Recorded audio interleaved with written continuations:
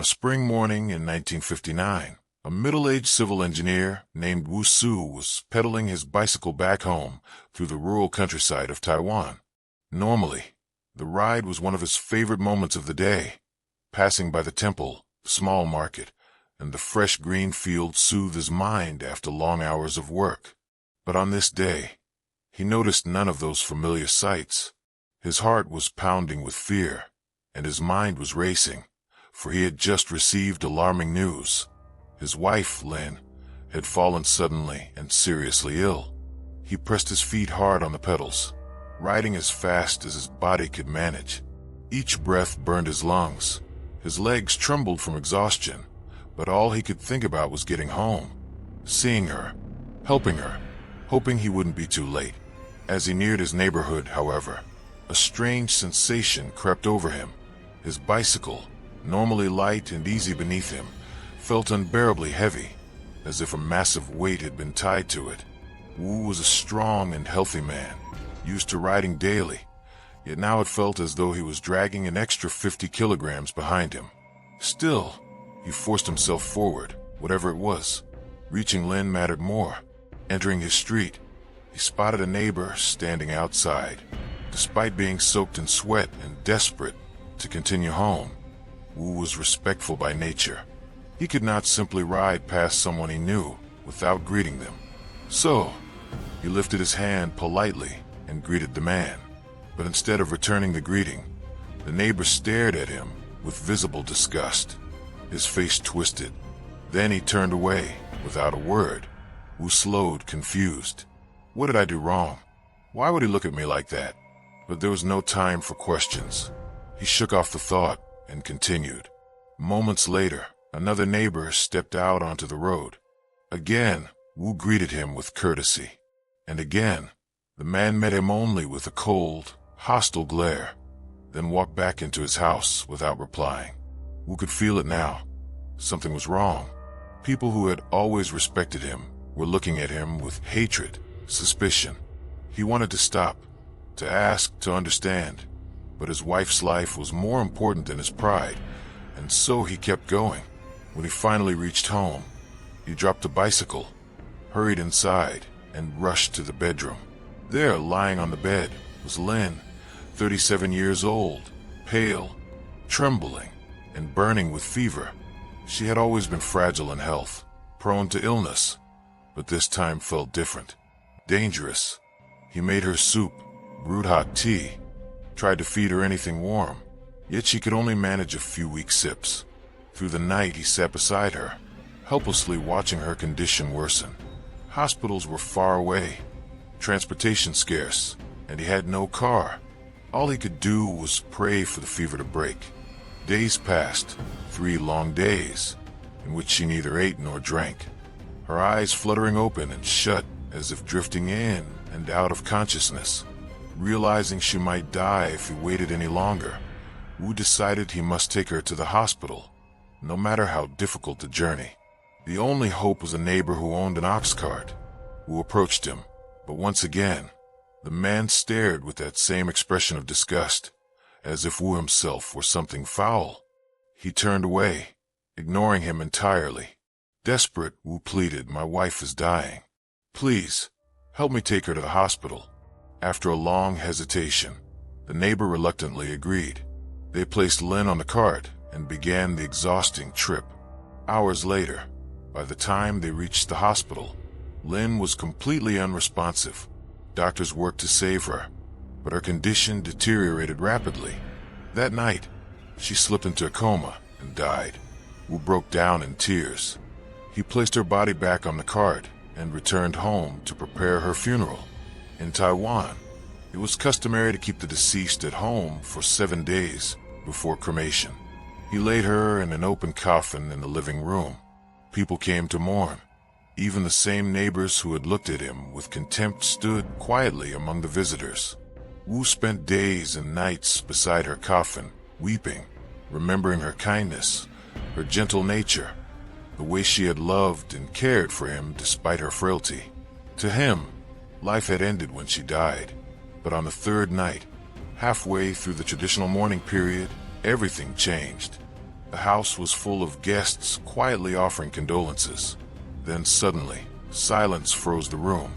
Every face turned toward the coffin, expressions wide with terror, mouths open, eyes locked on the body. Wu lifted his head in confusion and followed their gaze. Lin was sitting up, alive. He froze, unable to think, unable to move. People screamed. His mind raced. She must not have been dead. The doctors were mistaken. She was only in a deep coma. But then he remembered 3 days. 3 days without breath, without food or water. No movement, no warmth. How could she come back? Despite their shock, the visitors helped lift her from the coffin and lay her on the bed. Weak and silent, she gestured for water. They gave her a small drink. Some insisted she be taken back to the hospital, but Wu refused. He could not bear another torturous journey. He insisted she rest at home. Hours passed, and something miraculous happened. Lin regained strength rapidly. By nightfall, she was speaking again. By morning, she rose early, cheerful, healthier than she had ever been. She suggested they walk to the temple together. Wu stared at his wife, who yesterday was dead, now walked ahead of him, faster and stronger than he could keep up with. But the oddities didn't stop there. Her voice changed. Her accent, once the local Taiwanese dialect, shifted to fluent Mandarin, the official national language taught in schools, used in government and media. Lin had never been educated, could neither read nor write. Yet now she read with ease, spoke Mandarin gracefully, and even discussed accounting and trade like a university graduate. She became vegetarian overnight, though she once loved meat. She advised Wu to quit engineering and open a building materials shop instead, predicting it would bring wealth. He listened, and the business brought him more profit than he had ever earned in his life. Whispers spread. Villagers talked.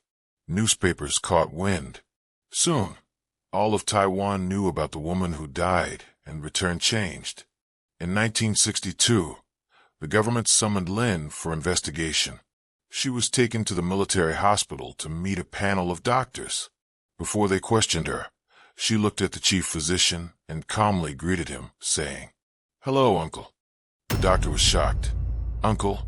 He had never seen her before in his life. She continued, "I am your niece. My name is Zhu Shuhua. I am not Lin." He was stunned. He called his sister, the mother of his missing niece. When she entered the room, Lin looked at her and said, "Hello, Aunt." Both were speechless. Years earlier, during the Chinese Civil War, their daughter, Zhu Shuhua, had vanished. It was believed she had died, though her body was never found. Now Lin, who had returned from death, spoke. She said she was Zhu Shuhua, that she had been kidnapped and murdered by fishermen during the war. Her spirit remained trapped in the limbo of the afterlife. When Lin died, Zhu Shuhua's soul entered her body, reviving it. Everything about Lin now matched Zhu. Her language, habits, knowledge, even her vegetarianism and interest in commerce. The doctor wrote an official report stating the case could be evidence of reincarnation.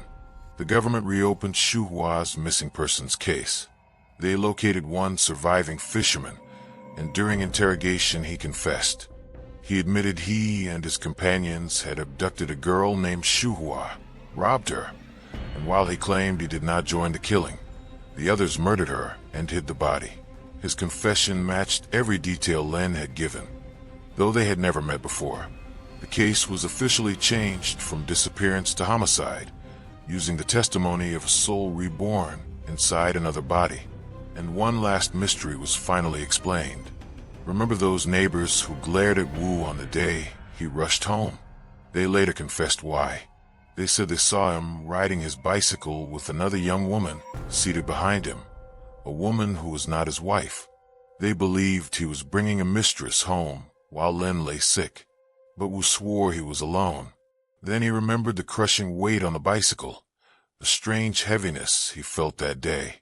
Perhaps he wasn't riding alone after all. Lin, now living as Shuhua, continued life as a respected spiritual figure until she passed away in 2018 at the age of 97.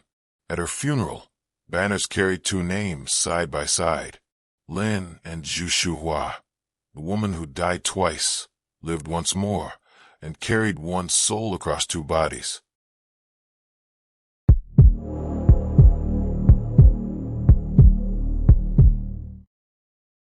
On an early morning, February 16th, 2020, a 39-year-old woman named Fei walked out of a small supermarket in her quiet Chinese village.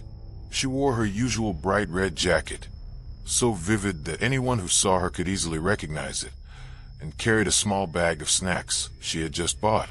Fei had lived in this village her entire life. She was simple, gentle, and accustomed to a fixed, repetitive routine. Every morning she woke up early, put on her red jacket, walked to the corner shop to buy snacks, then returned either to her home and husband, or spent the day visiting relatives, sometimes her parents, sometimes her sister. That was her life, every day, almost unchanged. That particular morning felt no different. She walked away from the shop, eating her snacks, wondering whether she should head home or visit a relative. As she walked along the familiar path, she suddenly heard voices calling out her name. She stopped, turned around.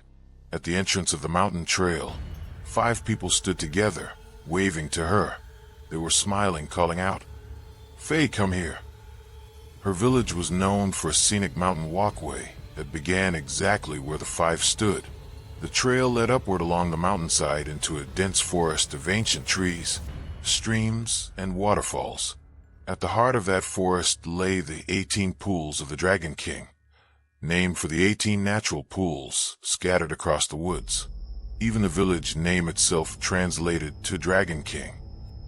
People often talked about the beauty up there, clear turquoise pools, shimmering like mirrors, and waterfalls that sounded like whispered legends. But Fei had never gone there. Not once in her life.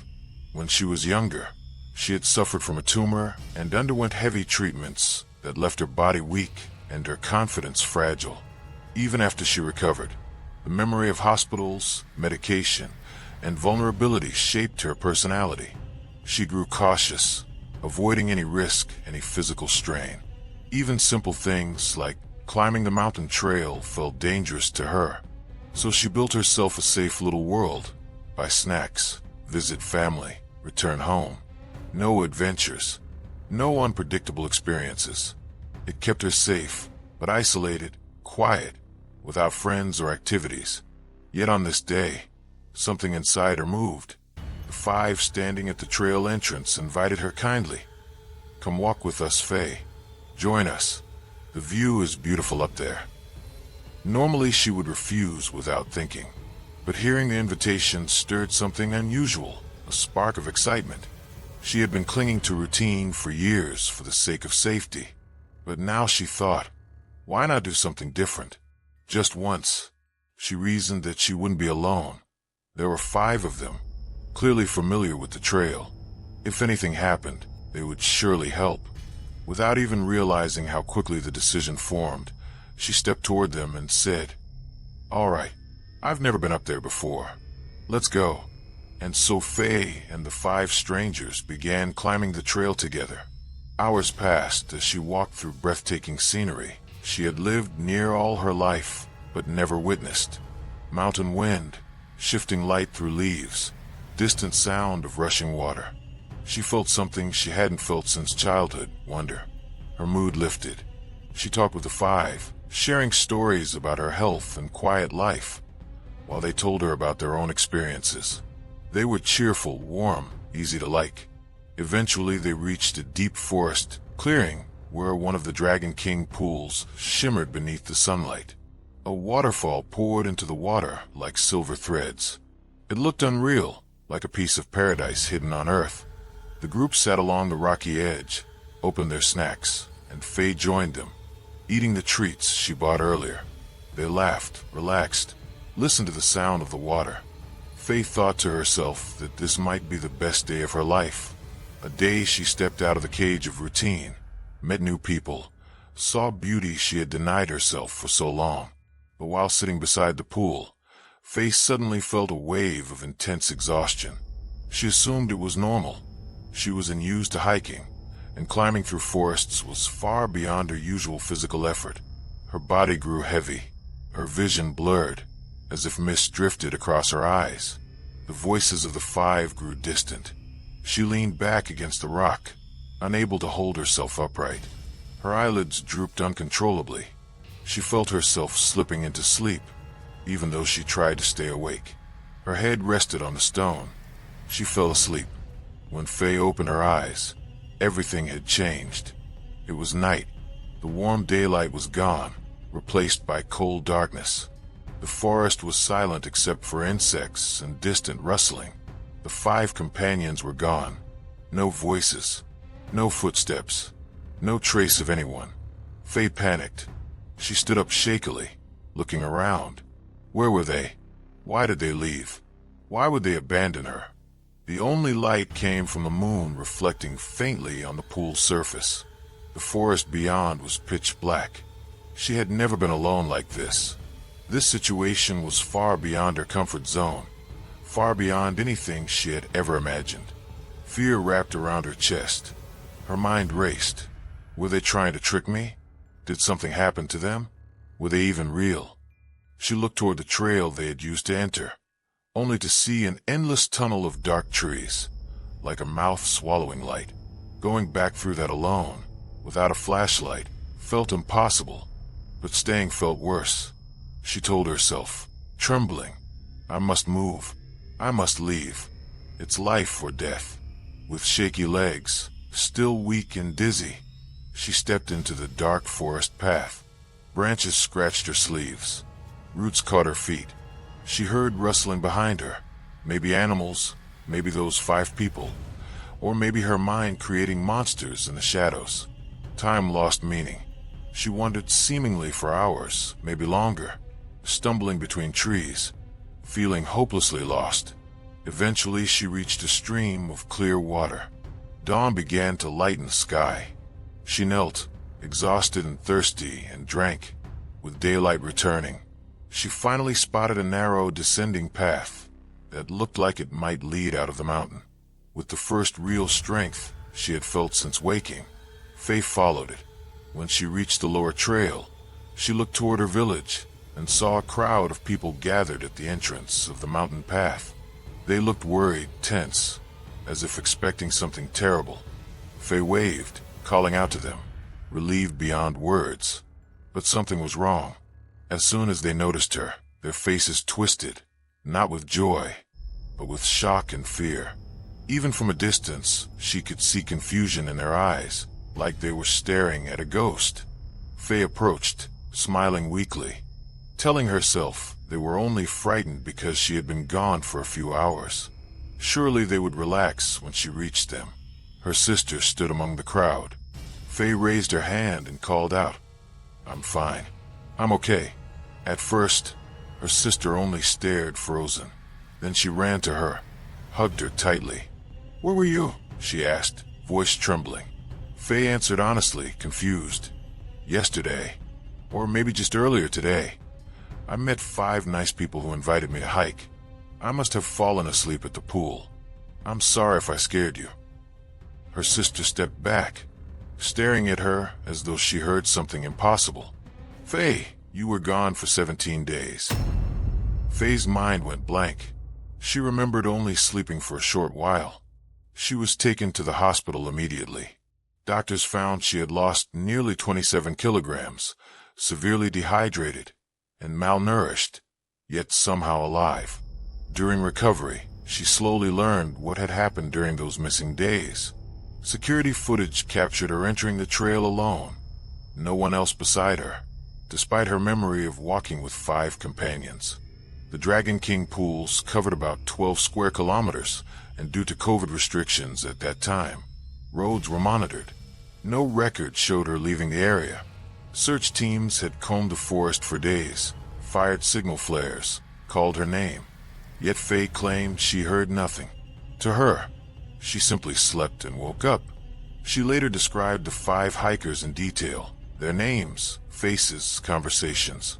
But her family recognized the names instantly with horror. Those 5 people had died years ago.